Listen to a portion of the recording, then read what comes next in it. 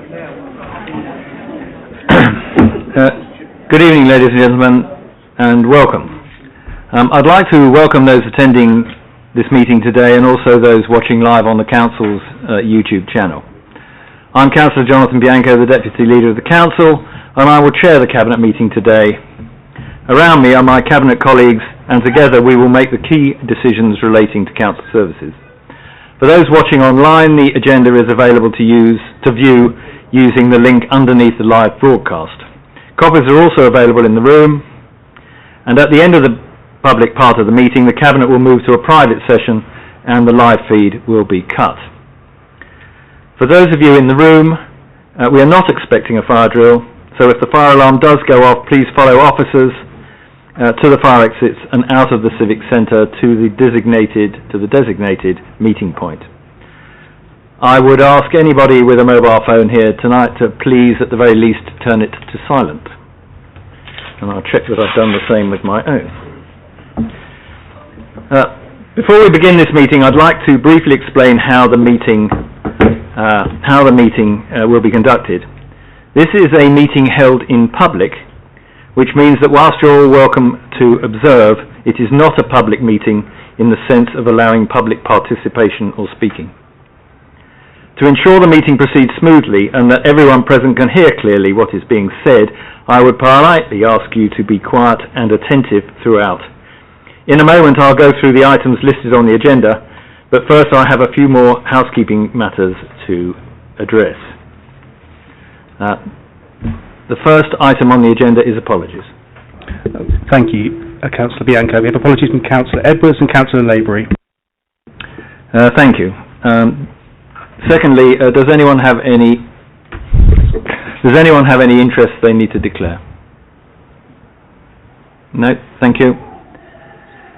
Thirdly, can we approve item 3? Can we approve the minutes of the last Cabinet meeting as shown on pages 1 to 11? Agreed. Agreed, thank you. And fourthly, can I can I make clear that there are 4 items in part 1 as shown on the order paper, yes, and then a number in part 2. Thank you. The first item, therefore, is item 5, which is the closure of retail operations and review of support services from the Rural Activities Garden Centre. In the absence of both the leader and Councillor Lavery, I will be leading this report, and I think it's fair to say that until a year or so ago, it was part of my portfolio, so I'm very familiar with the RAGC. The decision tonight to close the retail operations at the RAGC and to consult... First of all, I must move a small alteration to the agenda. On page 17, in point 2, the last line is slightly inaccurate. In the last sentence, it says all volunteers, and that should read all gardeneers. So if we can just note that change. Okay. Right, I'll start again. The decision tonight to close the retail operations at the RAGC, and that is the decision we're proposing to make, and to consult on relocating the universal service and nothing more. And in a minute I will ask my colleague Councillor Palmer to speak from a social services perspective in respect of that. We have come to the conclusion, and noting that life is not as straightforward as we would like it to be, that it is inappropriate to ask all of Hillingdon's residents to subsidise loss-making operations. And this isn't the only place we've looked at these situations. We've recently altered the way we run the theatre with a very successful outcome with a new operator and a stopping of subsidies. We've done this with our golf courses, where we've got a new operator and a stopping of subsidies, and both of those are going to see improvements in what is offered to our residents in both of those areas. And this is another place where we can no longer support this loss-making part of the operation. Historically, I suppose before the great expansion of garden centres that have taken place across the country, and certainly it's true in our borough, it perhaps fared a little better, and certainly COVID was a very significant impact in terms of the operation of this centre and money that was made or not made from the sale, the retail element of this service.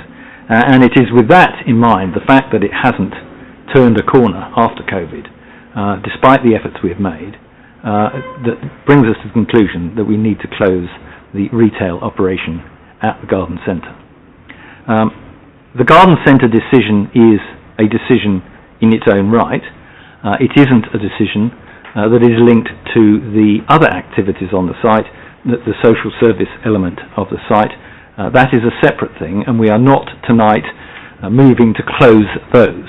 We are moving tonight to close the retail operation and to set about a review which is already underway with the users of the centre about alternatives that we can offer them, which we believe will provide a better service for them in the future, more of which Councillor Palmer will talk about in a minute.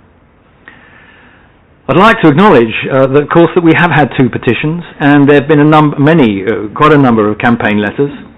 I believe the MP who's sat over there has even raised the matter in Parliament. It's a shame he hasn't raised some of the other issues that this council's fighting against at the moment, but we live in hope.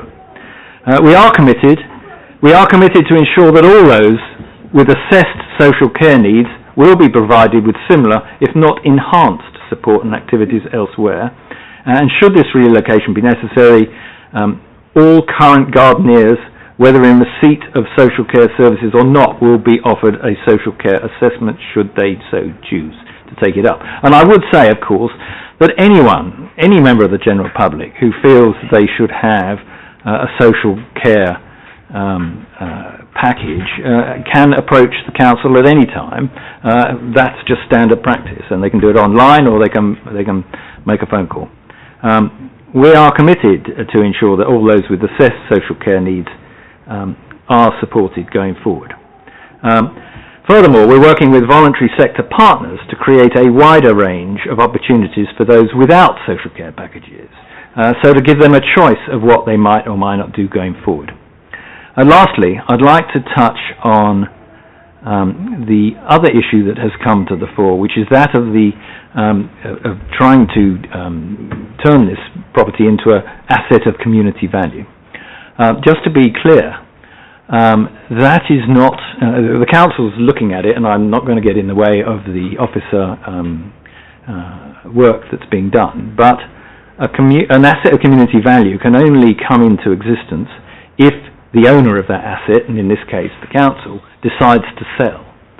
One often hears these coming up when a pub is proposed to be closed or something like that, where the residents of that area get together and get it declared a community asset and then go to run it themselves.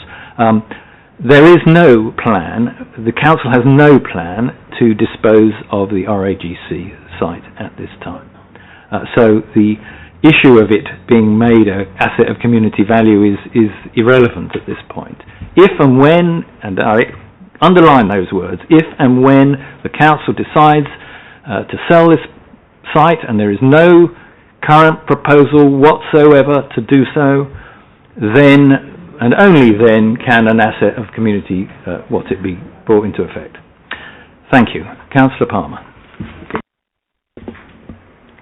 Thank you, Deputy Leader.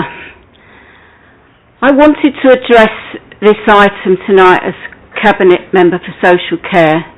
It's clear to me from the amount of people that are here and the amount of people that are outside and the amount of people that have showed an interest in this whole proposal that all of us are interested in the well-being of our residents. It's something that I take extremely seriously, and I hope when you finish listening to me you will understand a little bit more about what we are actually doing. So today we're at an important part for our community as we talk about the future of the universal service, offering volunteer opportunities at the Rural Activities Garden Centre. Some of those residents who volunteer have established care needs and use the universal service to undertake day care activities accompanied by their support workers. The Council, and I in particular, are dedicated to improving services for those who need it, and I truly believe the proposal before us this evening will result in us offering better care to those who need it with clear, measurable results.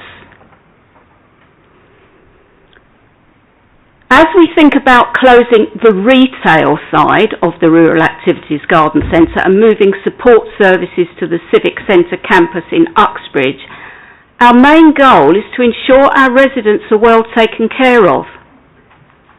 You shake your heads. You shake your heads. I don't want comments, I'm stating what you're doing. You're shaking your heads. You need to give us a chance here, and please let me finish. Our main goal is to ensure our residents are well taken care of. Our adult social care staff will ensure that anyone with needs or requires an assessment of their needs will be supported. On that you have my word. Social care is about focusing on how to meet those needs, and this can be done in a variety of locations, giving people a range of options. This is what happens now. And in the future, people want this to continue, so to support them in the future and make this possible going forward, the proposal to offer a similar range of opportunities, including gardening, handiwork, adult education courses in a safe, sustainable location, is an enhancement of the current position, not a reduction. I repeat, not a reduction. Our plan is all about making sure each individual resident gets the support that's right for them as part of person-centred care. This approach not only follows the Care Act 2014, but also raises the quality of care.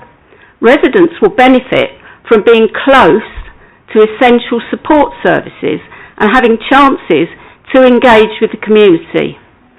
Our green spaces will be developed together with the community, making the area better and offering a calming environment for everyone.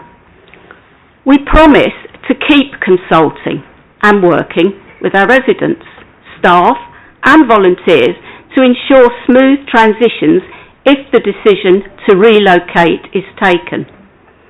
All of the social care users have had contact with social workers. They are meeting with the manager from daycare who will support them in the future. They are carrying out social stories in picture formats. Families have been offered reviews of the care packages and other people have come forward for a new assessment. Everyone with a need will be supported and we will ensure that they continue to have good experiences, opportunities and maintain relationships. I thank you for listening with quiet and I now hand back to the leader. Deputy Leader, sorry, you had a promotion there. Thank you. Not one I want. Thank you, Councillor Palmer. I thought it might be useful in case some of you haven't got copies of the agenda or haven't got sight of a copy of the agenda. I will read the recommendations that are listed on page 15. There are 6. The first is to agree to cease retail side operations based at the RAGC on or before the 31st of July. I'm not reading them in full, I'm giving the main gist. The second is to agree further consultation on the future of the services at the RAGC site for those in receipt of assessed social care services, with a commitment to ensure identified needs continue to be met, along with further consultation with those who attend the RAGC as volunteers and on proposals to A, relocate them, with assessed care needs, those with assessed care needs to the Civic Centre campus, to provide enhanced horticultural services and develop opportunities. B, to support voluntary service users to move to partner organisations within the local area, offering a more diverse range of activities, including horticulture and biodiversity, and opportunities for paid employment positions should they desire to do so. The Council would provide training and assistance where required. C, to consider no change in the location of voluntary and support services for those with assessed social care needs.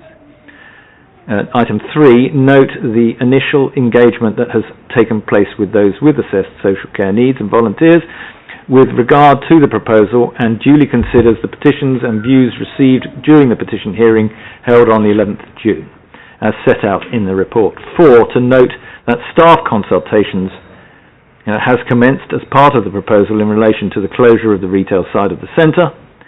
5, to note that there will be further consultation and engagement with regard to the proposals using independent advocacy where appropriate. And 6, subject to the conclusion of the above, and taking into account consultations and the Equalities Impact Assessment, delegate authority to the Cabinet Member for Community and Environment to make a decision on the future of the RAGC site and relocation of the service provisions accordingly. Those are the 6 recommendations as set out on page 15 of the report, and I move them. Is there any further comment from... In that case, I move the recommendations. Are they agreed? Agreed. Thank you. That concludes this item. Now, you're all very welcome to stay for the rest of the Cabinet meeting. However, if we will adjourn briefly for 5 minutes for those who want to leave and go about next business. I accordingly adjourn.